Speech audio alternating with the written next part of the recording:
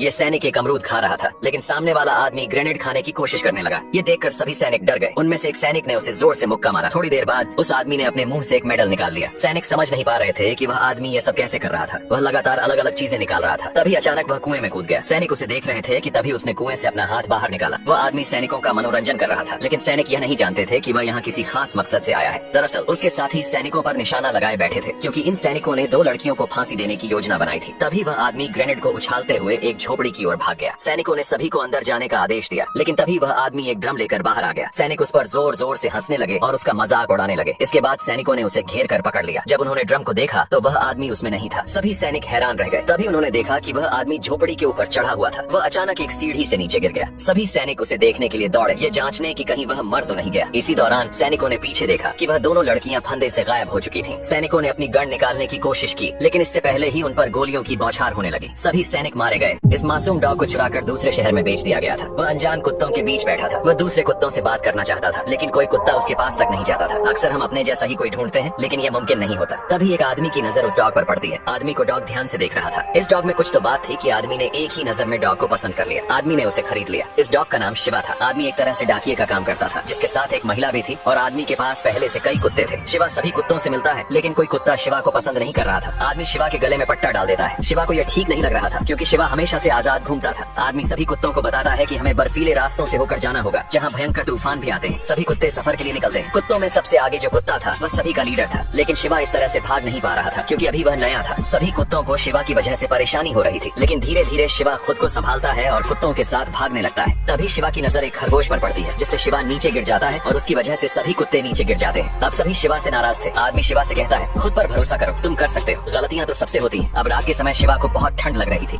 ये मासूम टाइगर शहर के सबसे ऊंचे बिलबोर्ड पर फंस गया था, जिसकी जिंदगी केवल ऊपर वाले के हाथ में थी। टाइगर बोर्ड पर चढ़ने की कोशिश कर रहा था, और नीचे लोग तमाशा देख रहे थे। टाइगर आखिरकार बोर्ड पर चढ़ने में कामयाब हो गया, लेकिन उसके भारी वजन से बोर्ड के बोल्ट ढीले पड़ने लगे। टाइगर नीचे की ओर सरकने लगा, लेकिन उसने अपने पंजों से कसकर पकड़ बना रखी थी, क्योंकि वह जानता था कि नीचे गिरने का मतलब सिर्फ मौत है। तभी अचानक एक एयर बैलून सामने आता है, जिसमें 2 लोग थे। ये लोग उसी टाइगर के मालिक थे। वे टाइगर को हिलने से मना करते हैं। इस बीच बोर्ड टूटने की कगार पर आ जाता है, और उनका बैलून दूर जा रहा था। तभी बैलून में मौजूद एक लड़की रस्सी नीचे फेंकती है और खुद कूद जाती है। नीचे खड़े लोग ये देखकर डर गए थे। दूसरी तरफ लड़का सरकते हुए एक टावर के पास पहुंचता है और रस्सी को टावर से बांध देता है। दूसरी लड़की टाइगर को बैलून में छलांग लगाने के लिए कहती है, लेकिन बेचारा टाइगर चाहकर भी ऐसा नहीं कर पाता, क्योंकि बैलेंस और रफ्तार बनाना बेहद मुश्किल था। तभी बोर्ड आधा टूट जाता है और टाइगर बिलबोर्ड से लटक जाता है। वह चढ़ने की बहुत कोशिश करता है, लेकिन सही पकड़ न मिलने के कारण चढ़ना मुश्किल हो रहा था। यह देखकर लड़की रोने लगती है और टाइगर को एक गाना गाकर सुनाती है। गाना सुनते ही टाइगर में जोश आ जाता है। इसके बाद टाइगर पूरी ताकत लगाकर फिर से बोर्ड पर चढ़ने में कामयाब होता है और एक लंबी छलांग लगाता है।